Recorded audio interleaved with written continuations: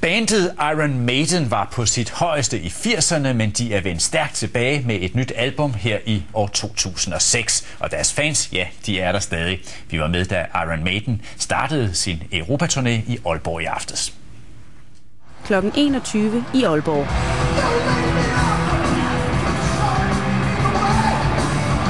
Fem timer tidligere i Aarhus.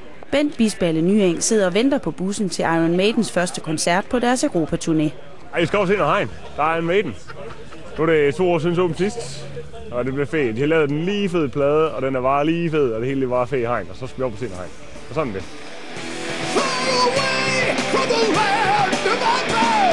Sammen med 8.000 andre skal Bent Bisballe Nyeng til Aalborg for at opleve det gamle 80'er-band, der har fået nyt liv her i 2006. Jeg forventer en rigtig god koncert. Jeg håber, de spiller længe. Jeg håber, at høre masser af de gode. De har jo bagkatalog, der går 25-30 år tilbage. Det bliver fantastisk.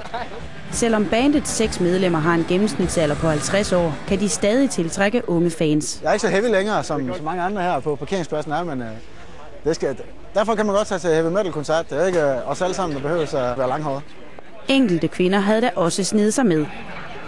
Og så går turen videre mod Aalborg. Cheers! Jeg tror, det bliver fedt. Jeg tror, det bliver rigtig fedt.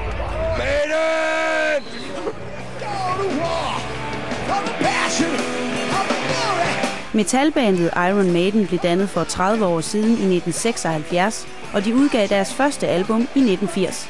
Senest har de udgivet A Matter of Life and Death. Det album har anmelderne kaldt for deres bedste i 20 år. Klokken 10:15 slutter koncerten, og de danske fans fik, hvad de kom efter. Det var fedt!